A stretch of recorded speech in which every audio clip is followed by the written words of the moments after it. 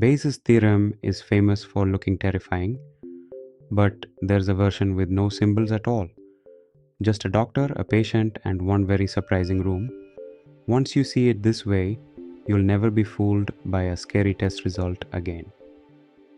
Robert walks into Dr. John's clinic holding a test result. It says positive, and the test is 99% accurate. Robert's stomach drops. 99%, he thinks, so I'm almost certainly sick. Dr. John raises a hand.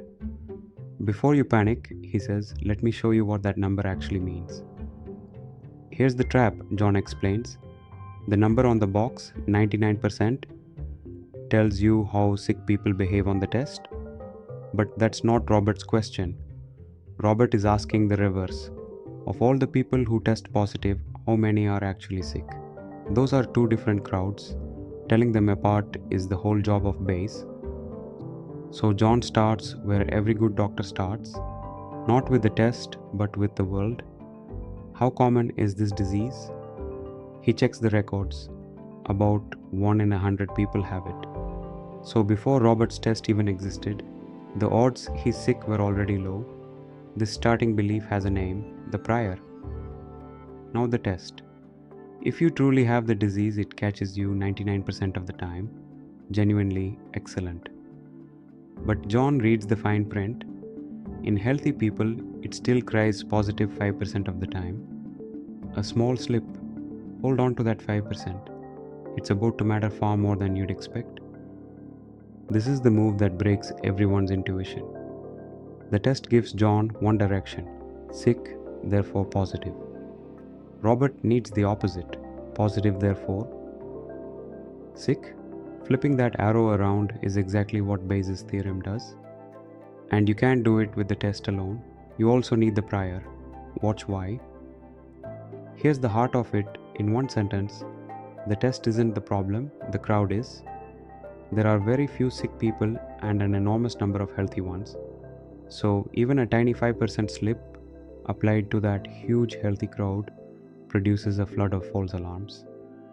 Sometimes more false alarms than there are truly sick people. To see it, John stops using percentages and starts counting actual people. Picture a city of 10,000. 1 in 100 is sick, so 100 sick people and 9,900 healthy ones. Look how lopsided that is before any test runs. This imbalance is the thing your gut forgets, and it's the thing that flips the answer. John tests everyone. Among the 100 truly sick, the excellent test catches 99. They light up positive. One slips through.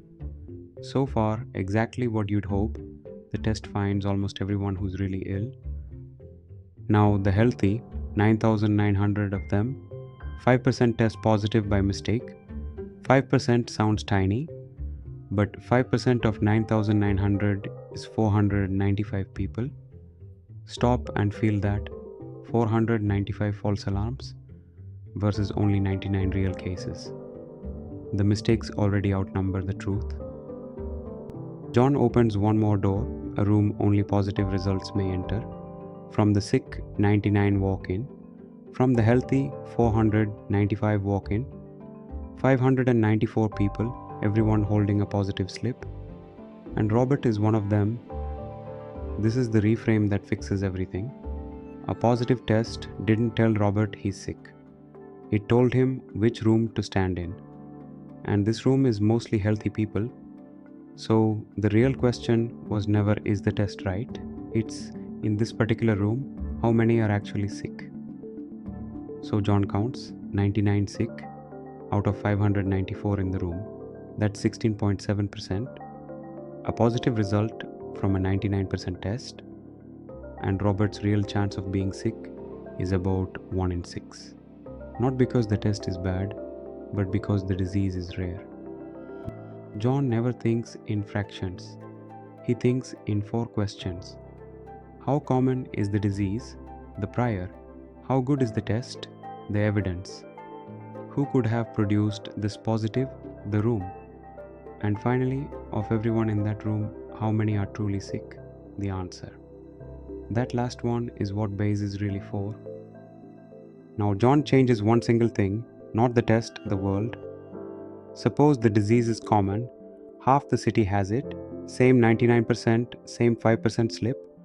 Test the 5,000 sick, 4,950 positive. Test the 5,000 healthy, only 250 false alarms. Now the room is mostly sick people. Robert's chance 95%. Same test, same machine, same positive result.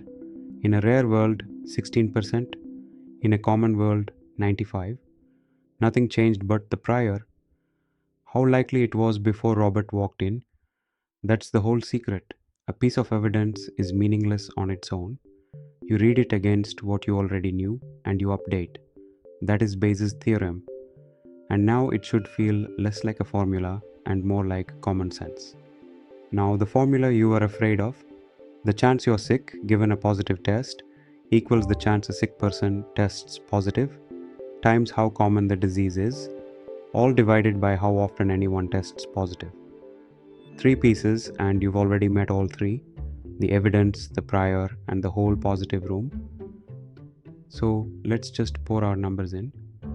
99% the chance a sick person tests positive times 1% how common the disease is gives the sick people in the room. Divide by everyone who tested positive, the whole room. 99 over 594, 16.7%. The exact same answer. The formula was only ever counting the room. Now erase the symbols and read it in plain words. The chance you're sick given a positive test equals the sick people in the positive room divided by everyone in the positive room. That's the entire formula, not magic, just a fraction of a crowd. So that's the whole of Bayes. Start with how likely something was the prior, weigh it by the evidence, then ask, of everyone the evidence could point to, what fraction is the real thing? You update your belief with proof. The scary symbols were always just that.